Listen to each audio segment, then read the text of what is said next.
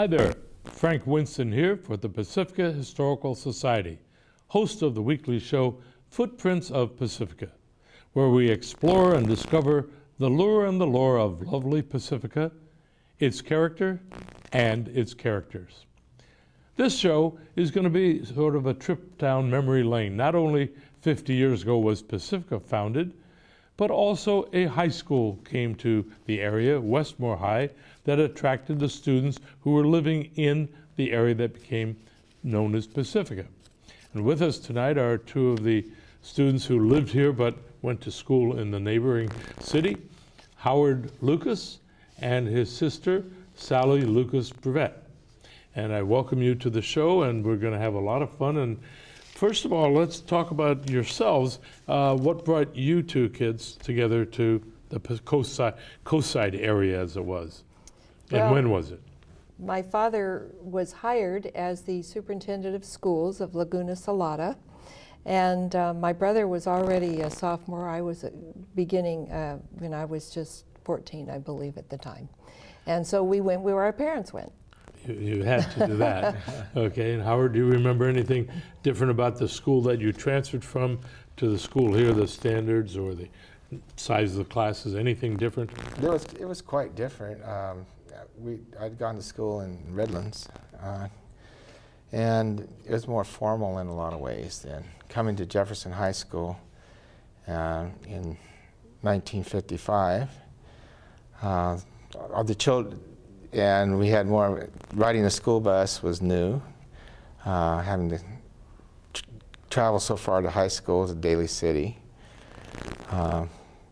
And I think there was a lot of difference in the population.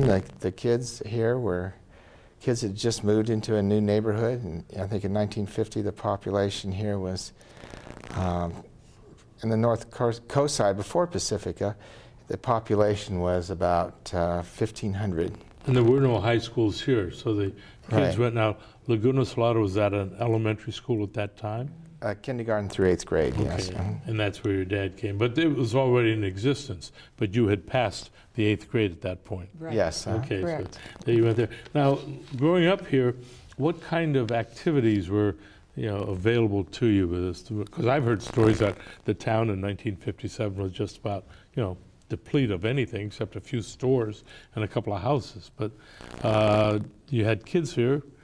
Well, for a boy, and I think there was more gender separation in the activities. Of course, we have such a great natural environment here with the fishing and scrambling around the chaparral, even over to across the ridge to San Andreas Lake, or just exploring things. And of course, cars were very important, particularly for boys. And then if you're fortunate enough to have a car, you could, we'd race back and forth to school. Did you have a car too, Sally? No. Oh, so if you're talking about a gender difference, it's in your own family. And there's also a gender difference, as you shall see as we go through these things. This was the senior Girl Scouts, and we used to do things like have a dime a spoon dinner to raise funds for going to camp in the Sierras, and that was the kind of things that girls did. We also had a charm class. And I showed my daughter today, and she said, "You had a charm class?" I said, "Yes, we had a charm class." She said, "What did you do? What did you study?" Well, we studied figure control. You might know that is another term. Makeup, wardrobe, and social graces. And of course, social graces could be used now. And you also developed from that into the Miss Pacifica first competition, and you came away with an honor that may have come from the charm school, which was? They didn't call it congeniality then, they called it personality. There was a song that was popular, She's Got Personality. Yeah, yes, yes, and here we have, this is rather large, this is all of the contestants of the first Miss Pacifica contest, and Romano Romano's Pizza was the one who sponsored with the Chamber of Commerce. The Chamber of Commerce, right. Now, what was the newspaper? Did everybody read the newspaper? Like today's population either reads the internet or they get bombarded by a cable network. But how important was a local newspaper at that point? It was extremely important, and fortunately we had when the Pacifica Tribune first came here, it was really a good newspaper. I think it won several awards and things. Mm-hmm. But that was a weekly at that time? I believe so, yes. Yes, and I even wrote newspaper articles from Westmore. We called Westmore Ramblings, and that was weekly news articles. And Ramblings is also the name of the Westmore. Well, the Rambler is the Rambler. yearbook. So is it all tied together? Right. Or was it because of the Nash Rambler was popular in 1957? We do have a yearbook. Was this the first yearbook for that class? This is the first yearbook. This is the 1958 yearbook. And that's the first graduating class? And that was the first graduating class. And we're so related that both of our classes are having a 50th reunion. You have them together. And we have them together. We've had them together for the last 50 years.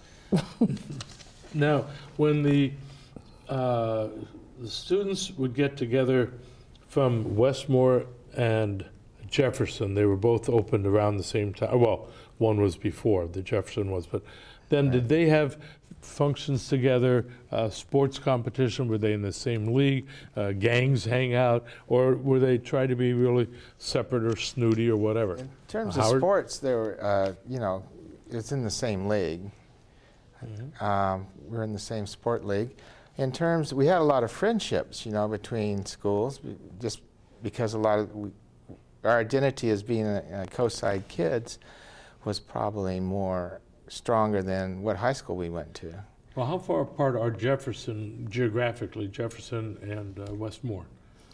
Oh, well, Westmore is up on Skyline, and Jefferson's on near top of the hill on Mission Street in Daly City. So I'd say probably about 6 or 7 miles. So they're closer than most schools that compete in various leagues throughout counties and the like. Mm-hmm. Now, we touched on sports, and it's a big thing for the guys. I have to give credit now to Sally, because in 1957 there was no Title IX. Schools were not required to do much for girls' sports, but you were quite an activist in those days for school sports for the girls. Yes, I want to talk about Westmore was really on cutting edge as far as sports and all kinds of programs. But we had archery. We had regular basketball, baseball, football. Well, excuse me, no. We tried to play football. Hockey, maybe hockey or something. We had archery, we had gymnastics, we had introduced the last year I was there was modern dance. So it was Girls Athletic Association intramural sports, but no competition. We didn't have teams. There was no interscholastic. No interscholastic. That's one of the big differences between now and then. Now they have the leagues. Some of the other differences. What did the curriculum, for example, was there middle school, junior high, high school? These terms are thrown around. In the older days, there were schools that covered almost 12 classes. What were you identified as then? Well, Laguna Salada, the elementary school district, was kindergarten through 8th grade, and those were self-contained classrooms in that time. The 8th graders, or 7th and 8th graders, there was no junior highest. Would they wouldn't sit in the same classroom, each had their own classroom, and then the teachers would change every hour? Or no, it was just a regular self-contained classroom. We have one teacher. Self-contained, did you have 5 different classes all in one big room and 25 sat over here and 25 sat there? They all had the same teacher. One classroom had one teacher. Okay. There might be specialists such as music specialists or PE specialists or art teachers that would come in and work with students, but it was just basically one classroom for 7th and 8th grade. Now, the high school kids today get active in community activities almost as a requirement to get accepted to a college. Was there much community service structured through the schools, or did kids have choices either through the church or others to do social service? Well, I don't remember too much about social service. Some organizations in Pacifica, like 4-H and Boy Scouts or things like that, were more service-oriented than the schools at that time. Yes, the schools, because of the discrepancy of the distance, having to ride the bus, we didn't get involved in that kind of fundraising, or fundraising wasn't a thing. The teen club in Lindemar did fundraising, and there were lots of activities through the teen club, but in terms of service, I was in a group called Rainbow Girls, and that was Del Mar Rainbow Girls, and that started in 1957, and that was a service organization. Now we're getting in the gender gap again, because you talk about fundraising in Lindemar. Howard, before the show, talked about fundraising in Lindemar. What did the guys do that was so outrageous? Well, we had a lot of beach parties in those days, and you had to be careful which beach party you walked up on or wanted to join in. There was a certain kind of etiquette about all that, and if there was transgression, there was quite a bit of drinking going on, and there was no drugs as such that for kids to get involved in, but there was some drinking. There was some aggressive things like quasi-gangs along the coast, like the Valley Saints and the, well, we had a car club here in Lindemar, Pedro Valley, called the Mill Lords. It was sponsored by John at the ice cream shop. And I guess the center of social activity was the shopping center. The actual Lindemar shopping center, yeah. Which today may be called a center or a shopping mall, but in those days it was the shopping center. I just wanted to say, yes, you know, the girls, not to be outdone, had to have a club called Mill Ladies, and I think one girl in the club had a car. Ah. Yeah. Now what about supervision? Because when you went into town, or San Francisco, Playland at the beach and the like, the family go with as chaperones, or kids free to go? There's no real risk involved as far as other gangs, or how'd that work? Well, we had a lot of freedom, and there was a lot of tolerance too. Like if you know, if the sheriff deputy stopped you, they likely pour out beer if you had beer in your car, and instead of turning you in. Yeah, and told you to go home. Again. Right. Yeah. Right. And you know, and there was you know, just a lot more tolerance. We had a lot of freedom. There wasn't a fear about people getting in trouble. People took pretty good care of themselves, except I know 2 of my friends died on Devil's Slide, driving From accidents. Some activities? Driving crazy driving. Oh, that's right, because remember that road that went up the Hog Ranch Road? Yeah, well, yeah, that was and when we went to the city, we called it the city. We had to go up Hog Ranch Road. Well, it was very, you know, along the coast and then up the hill. It was very dangerous, and if it was raining, there was landslide. But we were allowed to go. We went to the Playland at the beach. We went swimming at Sutro's when there was a Playland. And this is without your parents, without our parents, relatives and the like, and they and not even having to, you know, you had a curfew, be in at this time, no cell phones. But this is where we're going, and they trusted us, or they didn't. you never found out. How about the church? What kind of a role did that have here in Pacifica in the 50s? Well, my friends and I went to the Little Brown Church, and the Little Brown Church, Reverend Harkins. Yeah, we hear much about him. You hear about Reverend Harkins. He was a wonderful, generous, loving man, and he just made you feel so welcome and so good, and it was fun to go to that church. And there were several other churches. There was a Christian Science church and a Catholic church on the hill, and some friends went there and some went there. It wasn't, you know, it just, everybody blended. It didn't matter what church you went to. And that could be, you could have come from any part of the community, the coastside community, that was sort of the center. And don't forget the Unitarian Universalist Fellowship here. Tell us. Yeah, that was a very active group that my father was involved in. And it had a good program. Well, speaking of your father, could you explore a little more about his role in the building of the schools and the development of the schools? And one other point you mentioned to me about the significance that the school was a model school that Life magazine pictured on its cover. Architecturally, it was ahead. Westmore High School. Westmore, yeah. Yes. That was on the cover of Life magazine, which in those days was one of the leading national magazines, and it was quite a forefront in terms of new innovation in schools and school design. And the elementary schools in Pacifica, there's a picture. There's a picture of Westmore. Westmore High Mario School. Campia designed it and won an international award for design. If you think back to those days, any of your colleagues from 50 years ago who you are still in touch with or who even live in Pacifica, I won't go into the fact that you don't live in Pacifica right now, so I didn't say that, but you were loyal for many years. Are you still in touch with some of the people here? Yes, many of them. And you worked here? No. Did you work in Pacifica as well? No, I taught school in Millbrae for 21 years and in San Jose for 11. Okay, so. And I have a group of girlfriends that there are 7 of us from high school, and we have met for the past 25 years going somewhere special, either to each other's homes or wherever we live, or sometimes in Texas or sometimes in Arizona. Did you give a name to that group too? You know, we don't have, well, now we're called Les Girls. Okay, I'm glad to have that because everything we've mentioned so far has been a formal name for some reason. So now you've got one. How about you've got Les Boys somewhere? Well, no. Well, we had the Mill Lords car club. They still stay in touch?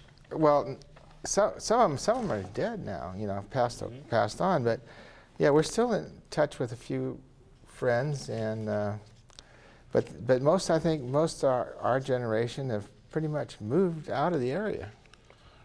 Now, here are 2 people who lived here way beyond high school years. They married. This is Rich McLean, and this is Joan Whitney. Joan's parents were postal. Her mother was the postmistress, and they got married and they lived in Pacific Manor, and then they moved back to Lindemar, and then they finally moved up to Cotati, and she's one of the friends in the group. The Les Girls. Les Girls. Yeah. Was And the other, here are several people. We have a committee now. We're having a reunion, a Westmore reunion, and these are the committee, and we've been having so much fun. For 2 years, we've met about every 4 months planning this reunion. So there's Les Girls and the reunion committee. So right, Sally is still keeping active. That's 4 Sally, of the girls are on. 4 of the girls in Les Girls are on this reunion committee. Okay. Our guests are Sally Lucas Privette and Howard Lucas, and their father was the principal of Laguna Salada. Superintendent. Okay. And then what more do you remember of his role? Did he have a role, let's say, in the politics of the city of Pacifica? One thing I'd like to mention Please. For the school is that Howard? When the big challenge here was the rapidly expanding population when Andy Odsted built all in Lindemar and all these houses in West. You could buy a house in Westview for $7,000, 4-bedroom house, and that kind of thing. So this brought a great influx of population to this area. And so along Crespi Drive here, they used Odsted homes for school classrooms, which was quite innovative. And that was one of the other things. And then the other thing was to try to make this happen with the low tax base, since there was no giant stores. No, there's not. I think the largest tax resource in the city limits of Pacifica was the old quarry. But we had a bedroom community, so it raised very little money for a high tax rate. So there was a big political struggle with my father, Fred Frederick was involved in going to Sacramento and organizing people for the equalization of school finance in California. Which is still an issue 50 years later. Right. But in those days, I think you mentioned, they didn't have the bond drive kind of thing for school raising because it wasn't then really a governmental entity. No, local school district could raise bonds, but Right. they were trying to find an alternative means. To bonds as a source for school funding or for Right, that's city. still- That's they're different than required- city funding. Right. So each school district is a local government unto itself. Right. And so they would set it through the county and they gather the taxes, but it was really a kind of difficult situation where people in Millbrae, like in the Millbrae School District, every time an airplane would land at San Francisco International, they would receive tax revenues. As a source. Just so they had a very low tax rate, and Pacifica didn't have that much money, and they had to build all these schools. Mm-hmm. And you mentioned they built schools at a great rapid pace, and then now some of the schools are no longer needed. You have a chart that showed where Yes, here's a chart Yeah, let's that shows explore the that. school population. This is 1950, 597 students. And by the projection, by 1963, 8,000 students. And I think there was a period of 10 years where there was at least one school built every year, and in some years 2 schools built. And as he mentioned before, Oddstead had donated some housing for the schools as the growth was happening. Andy Oddstead was very community-minded, and he helped out in many, many ways. So, any more about the growth? No, it was very much a challenge, right? And here's a cartoon that shows.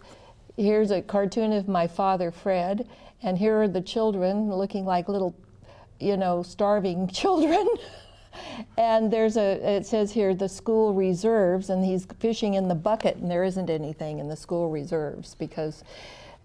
There was a crisis then. Yeah. Okay. How about, you mentioned something about music and sports.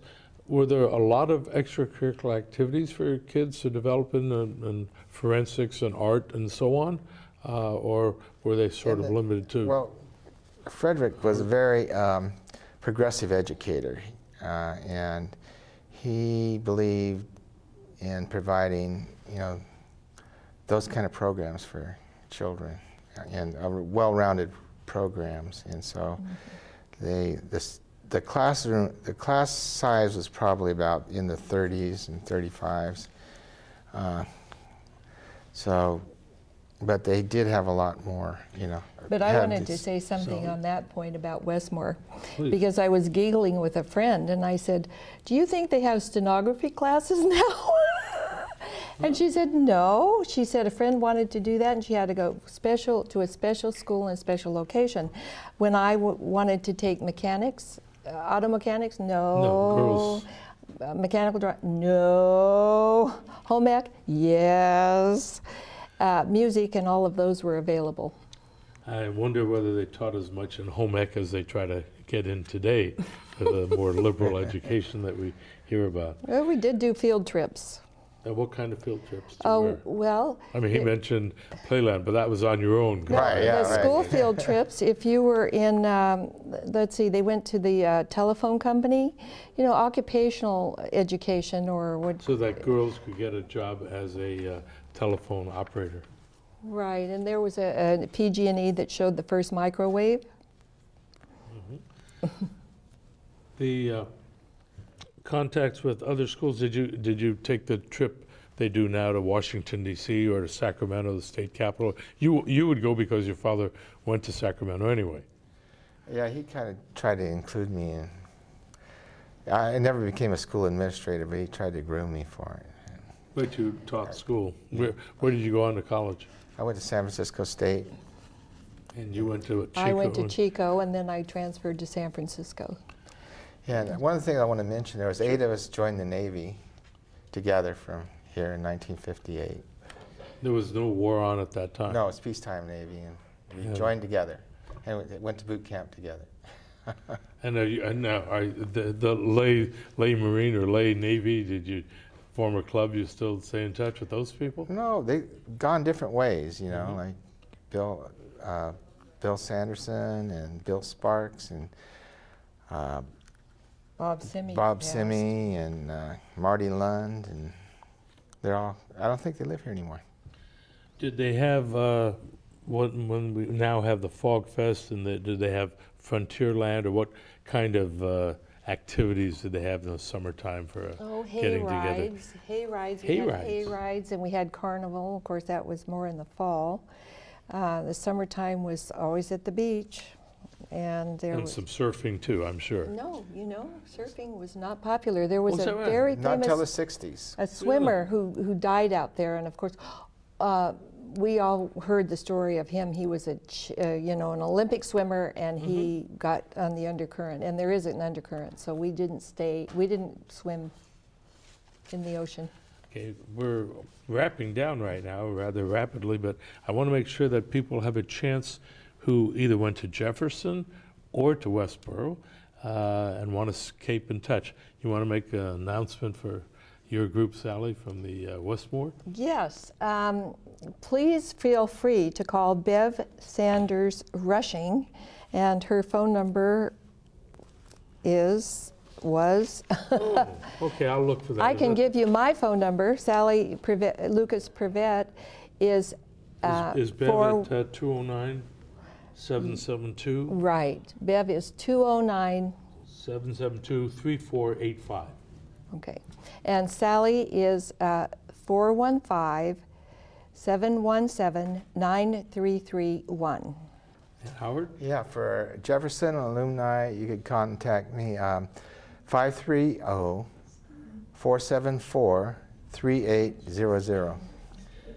Okay, and by the way, you mentioned before the show that of some of these clippings, you'll make a donation to the Pacific Historical Society, because we can use clippings and photographs. So anyone from any high school or any school or anything back in the 50s, please share with us at the Pacific Historical Society, P.O. Box 752, and you can also contact us at www.pacificahistory.org. And this is Frank Winson thanking again Sally and Howard, Sally Lucas Privetta and Howard, and they're waving me down. So remember, lives of great men all remind us we can make our lives sublime, and departing leave behind us footprints in the sands of time.